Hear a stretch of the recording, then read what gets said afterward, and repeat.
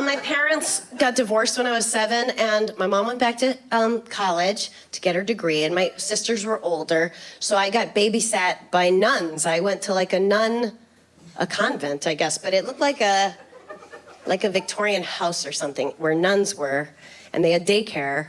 And I've since met amazing nuns. These were not them, these were cunts. They hit us. It was crazy. I had not been hit before, you know, and I was so scared of them. Like, if we weren't sleeping on our like little mats during nap time, they would hit us. And then like for lunch, we would go out into the woods because it's New Hampshire, and they gave us these peanut butter and jelly sandwiches, and we had to eat the whole thing or they would hit us. And I loved peanut butter and jelly, but this wasn't different. It was peanut butter and jam. And jam is, I hadn't experienced jam before. It's like, it's different. It has like pieces in it. But we had to eat the whole thing or they would hit us. I was so scared, because I didn't know I could take a punch at that time. And okay, wait, put a pin in that. Put a pin in that while I tell you something. This is human behavior that we tell ourselves horror stories. Horror stories. Horror. Horror stories. We tell ourselves, I said it too many times. We tell ourselves horror stories. That's just the human condition. Like we go, I have to pass that crack in the road before that car passes me or I'll die.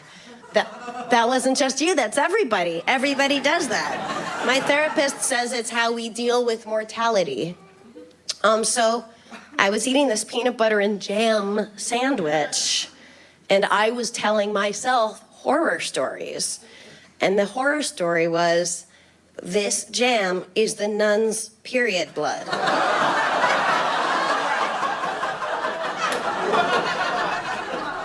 But I had to eat it all. I was so scared of getting hit. I ate it like this.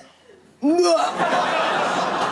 I gobbled it down. I don't know what put in my head that jam would, have like chunky liver-like pieces in it. Okay, I'm gonna try to tell you this story. I almost died this summer. I really almost died this summer. I was on the road, had a shitty sore throat, didn't think much about it, kind of turned into a cold, that kind of thing. Then I came home and I got that same sore throat again. So I go, I'm home, I'll go to the doctor, which I never do. So I went to the doctor, and he made me wait like a long time. I was gonna go like, oh, fuck this, but I stayed. He looks down my throat and he's like, we're going to the emergency room right now.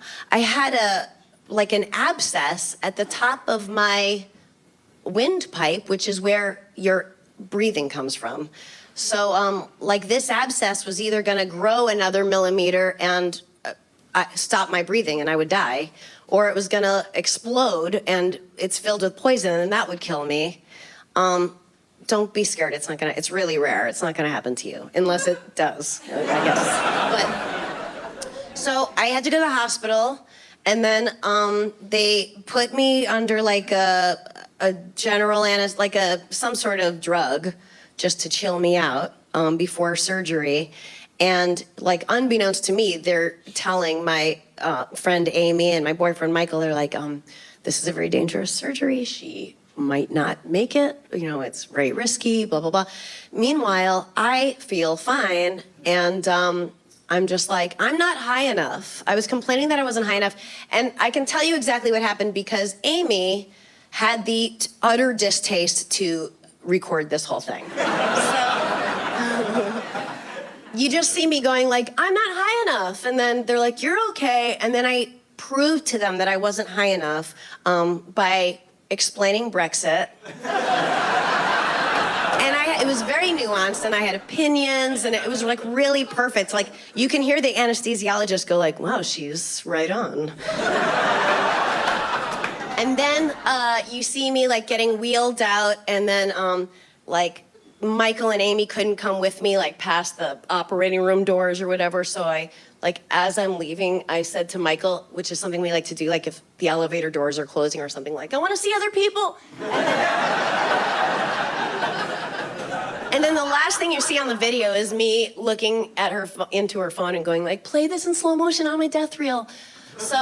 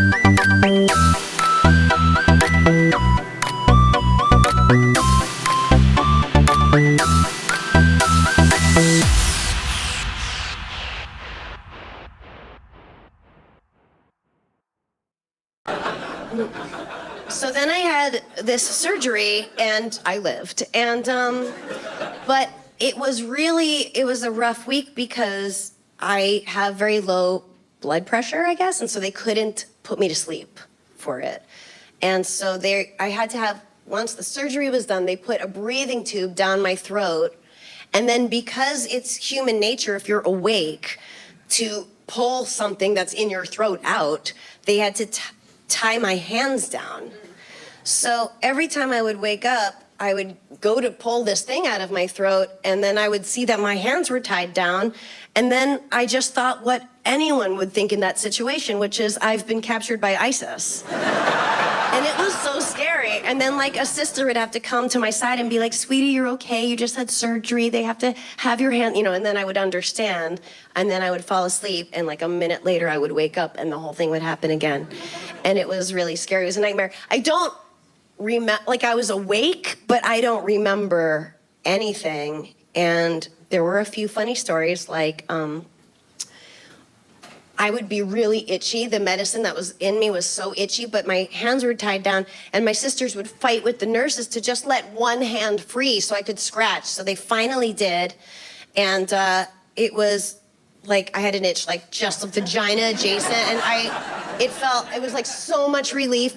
And then my friend John was standing in the corner, and I don't remember this, I was told this. I pulled my hand out, and then I like served it to John. And then another time, like my hands were tied down, and that I served it. And then he was like, in my mind, I don't remember.